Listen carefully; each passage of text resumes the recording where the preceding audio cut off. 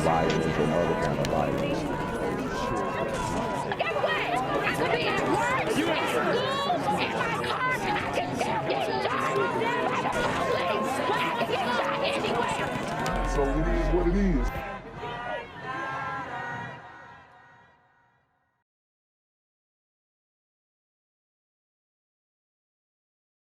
What's good, YouTube? It's the Black Gen Z Mindset. Make sure you go ahead and like, comment, and share the video and subscribe. Let's get into it. A woman has now been found murdered in a Silver City forest, and according to cops, a missing woman has now been found murdered in a Silver City forest, and according to cops, Erica Zamora's husband Armando admitted to killing her with an axe September 26th. He has been arrested and charged with murder. He's being held in the Grant County Detention Center.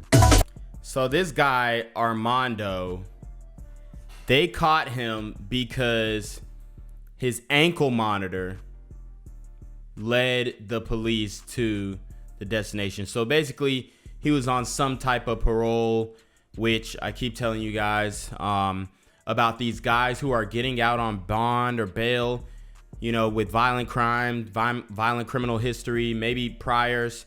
They're getting a bond and you know, they go out and commit more crimes. They go out and, you know, do things like this because they're let out on their ankle monitor. And it's just, it's a tragedy because this is what the system is spitting out. And it's wild. I believe this was in New Mexico.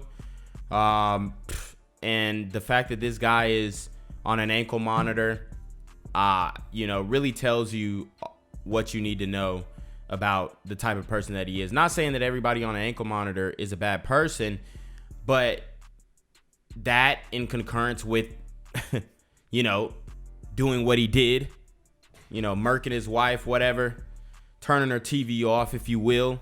I mean, it's disgraceful. And this guy is, you know, he's a hombre. You feel me? So I have to hit on these, man. We talk about situations of discrimination, and this is going to be a pretty fair video because I got all types of people committing crimes in this one. But we talk about situations of discrimination and the people who end up being discriminated against. And it's just like every time I see a brother doing something, like, man, you making it look bad for everybody else. Every time I see, you know, a hombre doing this, I feel like they have the same type of feeling, you know. Even when like white people see a Karen or whatever, they have that same type of feeling where, oh, you know, this white girl is making all white girls look bad, or this white woman rather. But a lot of times in our cases, in the black and brown community, the offenses end up being more egregious. Charged with murder. He's being held in the Grant County Detention Center. So I definitely wanted to hit on this one as well. This is in my local area, Athens, Clarke County, and this guy is investigated for a bank robbery on Gaines School Road, which is basically off of exit 8 when you take the loop, you know, or you can hit it from 7. It doesn't matter. But anyways, it's connected to Barnett Shoals. This guy went into the Wells Fargo, and I've been into that Wells Fargo multiple times. Look at the attire that he has. Shades, mask. You know, he could have wore a ski mask into the bank and would have been good. Like, it would have been good money, right? Like, he would have been straight. Like, he literally could have wore a ski mask into the bank and nobody would have checked him because at least he has a mask on, even if their mouth is not being covered up. This is how crazy this, you know, hysteria over the illness has gotten. Like, dudes can just walk on hooded up, masked up, and I guarantee they didn't feel no type of way until he actually said, yo, give me the bread. And I don't know if he was armed, but for them to give him the, I don't know. Anyways, let's get into it. The Athens-Clarke County Police Department is offering a reward for information that leads to the arrest and conviction of a suspected bank robber at a Wells Fargo bank on Gaines School Road this week in Athens. On October 7, 2021, at approximately 4:45 p.m., the Athens-Clarke County Police Department responded to a bank robbery call from the 1000 block of Gaines School Road, Wells Fargo. Initial investigation indicated that a white male entered the bank and provided a note to the cashier to put money in a bag. The suspect fled the bank with an unknown amount of U.S. currency. Additional Athens-Clarke County Police Department officers, supplemented by K9 and drone teams, arrived to conduct an extensive search of the area but could not locate the suspect, a thin white male approximately 5'7" to 6 foot tall, weighing between 130 to 160 pounds. He was last seen wearing a blue hoodie, khaki pants, tapered, brown beanie cap, black sunglasses, a gray face mask, and black latex gloves. I mean, that's a devious lick right there. That's a devious lick, man. He's in the good. He's in the green. I mean, that description is every white man. You know what I mean? So it's over. I mean, he's gone. Gone like the wind, bro. I mean, I don't know how they're going to catch him. The fact that she gave him the money and he wasn't armed is different to me. He put a sticky note and then just gave him the money. What? Like, you didn't call security? That's so wild to me. But anyways, hey, the little A is getting turned up, it sounds like. So also, I wanted to cover this story in Athens as well. You know, just for you guys to be on the lookout if you in the hood, you know, in my neck of the woods. But we got this dude on a hit and run. Well, we don't got him on a hit and run. He did a hit and run. And I mean, another hombre, you know, which it is what it is. But anyways, let's read it. Metro Atlanta police are searching for a fugitive who has been on the run after a fatal car wreck in Athens. Police say 40-year-old Juan Manuel Romero Garrido is charged with first-degree homicide by vehicle, serious injury by vehicle, DUI, alcohol, failure to maintain lane, and driving without a valid license. The charges from a wreck on February 7th on Tallahassee Road that killed 50-year-old Jefferson resident Christopher Nix. Police said Juan Manuel Romero Garrido was the driver of one of the vehicles involved in the wreck. He was hospitalized after the incident along with 2 passengers in the other car. Dang. Police now say Garrido has gone on the run and that is a fugitive from justice. Hey, that man went back to Mexico. Y'all know where he went. He gone. He gone. Like he caught a body and he's gonna get off. Okay. This dude went straight back across the border. Okay. I don't think they're gonna find him, honestly. That's my guess. If he's smart, he went across the border, or he's, you know, somewhere way more southern. Miami, he could blend in like, dude, he could go to Miami and change his identity. Everybody looks like, every Hispanic person looks just like this in Miami. Not gonna lie. But anyways, yeah, that's pretty much it, man. So, hey, if you see Buddy, steer clear of him on the roads. That's for damn sure. Here on CBS 46, an Atlanta school bus driver arrested after disturbing allegations from a student. And tonight, that boy's mother wants the driver off the job for good. Right now, Ricky Williams is facing charges of enticing a child. Ricky Williams, this dude is wilding. CBS 46's Tori Cooper is live in Atlanta with the details on this story. Tori? Damn, Tori's tough as hell, though. Yeah, the charges are alarming against this bus driver. He was trusted with transporting children to Atlanta public schools for the last 3 years. And what police say he did last month landed him behind bars. Yo, I mean, I told y'all Atlanta is hot on fire. And not only do you have to worry about bullets flying, now you got to worry about bus drivers, as they called it, enticing your children. I'm dealing with my son who already suffered from emotional problems, and now it's gotten even worse. Christina Mills says she's worried that her 11-year-old son with special needs Damn, why they just talk all over her? Let her finish. Damn. may never be the same. 2 weeks ago, he took an Atlanta public school bus to the North Metro GNET School for students with disabilities. There was a conversation initiated between my 11-year-old son and Mr. Williams. Instead of stopping the conversation, she says 57-year-old Atlanta public school bus driver Ricky Williams went too far, and it landed him behind bars. So what do y'all think this man said? What do y'all think this man said that got him booked? I mean, it had to be something crazy. Like, I can't even imagine what this man said. Mr. Williams began to lead on a conversation with my son, and the conversation, the comment came up is he wanted to be the first one to touch him. He wanted to be my son's first. What the? Oh, what?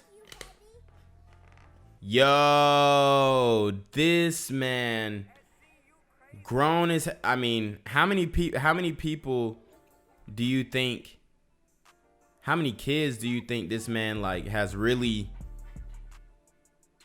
said that to? Or like, for him to be driving buses, this is who y'all hire?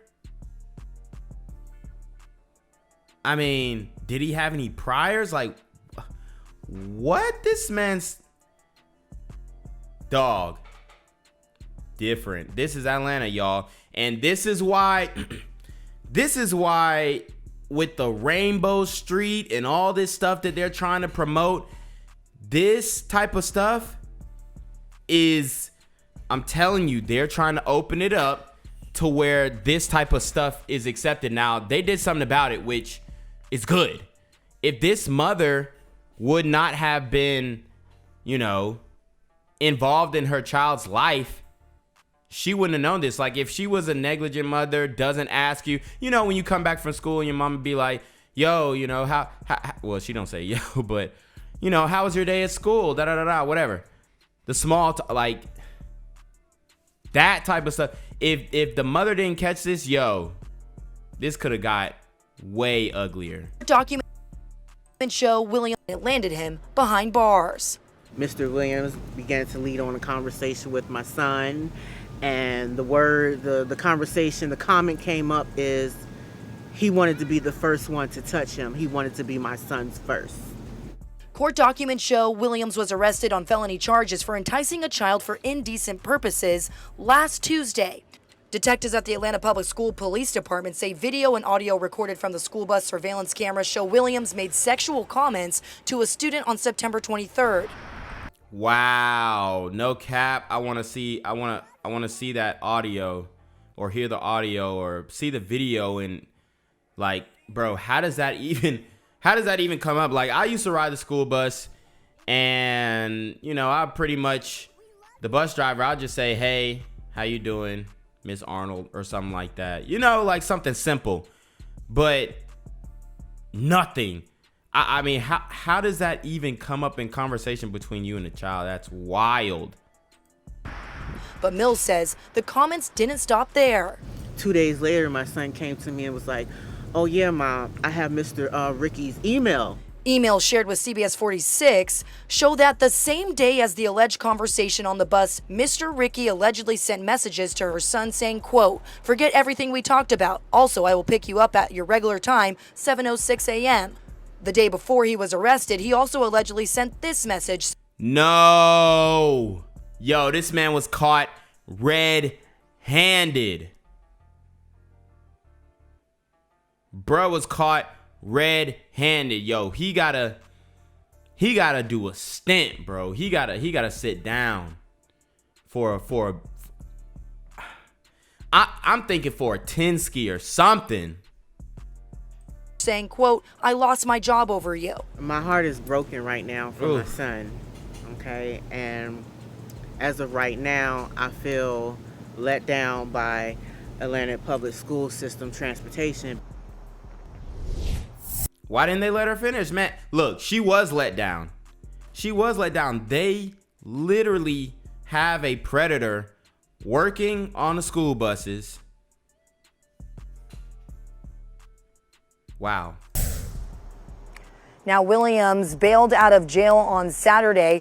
Meanwhile, the district tells us there's a procedure in place to remove any employees if there is any evidence discovered of potential wrongdoing that would impact the safety of students and staff. Williams is on administrative leave pending this investigation. We also reached out to his attorney, and they declined to comment on this story. Reporting live in Southwest Atlanta, I'm Tori Cooper, CBS 46 News. Tori, yeah. So, anyways, guys, we have the final video, or yeah, it is a video with it today. It's not a news story. I'm gonna read the article and then I'll show you what kind of happened. But as you can see, 2 WNBA players released from team after video of wild brawl goes viral, and people would wonder, yo, why are girls fighting? Like, girls be fighting like this? Yes, I told you, a lot of the sisters in the community are on demon time. And then to top it all off, you have the L word young ladies, right? The studs, whatever. A lot of them have to play that masculine role, but they're also able to put hands on a woman, okay? Because they are a woman. So they're ready to set it off at all times, okay? They're ready to be the protector and provider, whatnot, in these situations, especially with this WNBA player. You know, she's bringing in some bread and she's pretty masculine, okay? So that's kind of the culture when it comes to, you know, female basketball, female softball, whatnot. But anyways, WNBA star Courtney Williams and Crystal Bradford have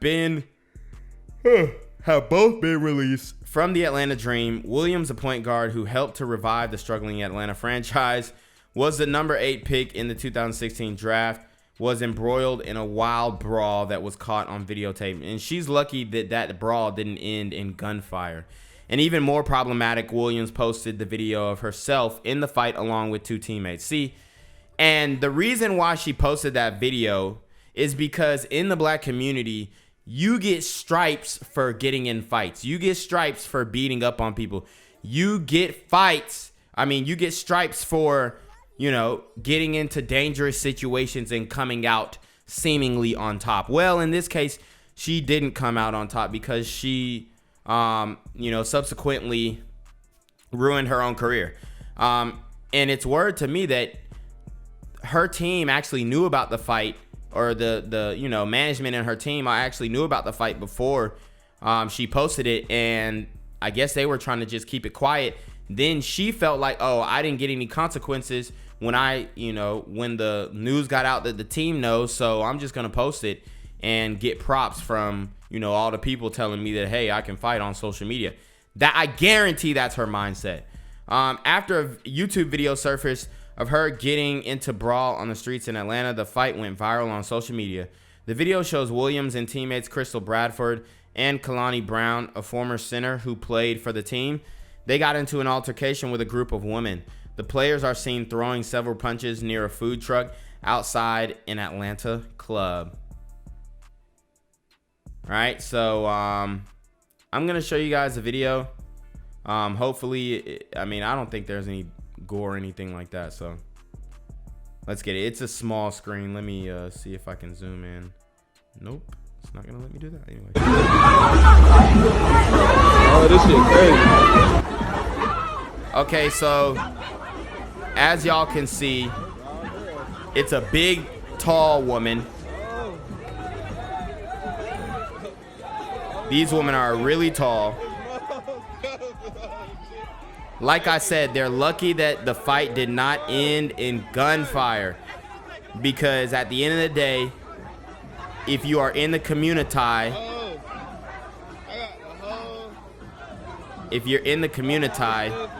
anything with us can end in gunfire, and it's unfortunate. But look, Shorty done came up out of her bra. They over here fighting. Now they got dudes involved in the fight, it looks like. Wow. This is, it's crazy. And you would think that you're a professional athlete, that you wouldn't be getting yourself involved in situations like this. And like I said, it just makes us look like we are out of our minds, insane. I mean, and they're still trying to fight. Even though people have gotten hurt, people exchange blows, they're still trying to fight. This is the community. This is the culture. This is what we glorify, right? This is what we give props to, okay? And this is why I do this channel, Black Gen Z Mindset, because I want to show you the mindset of a lot of these people, okay? And give you some insight to why they're doing some of the things that they're doing. So anyways, you already know what it is, man.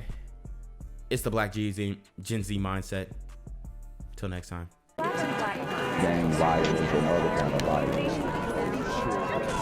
Guess what? I could be at work, at school, in my car, I could still get shot by the police. I could get shot anywhere. So it is what it is.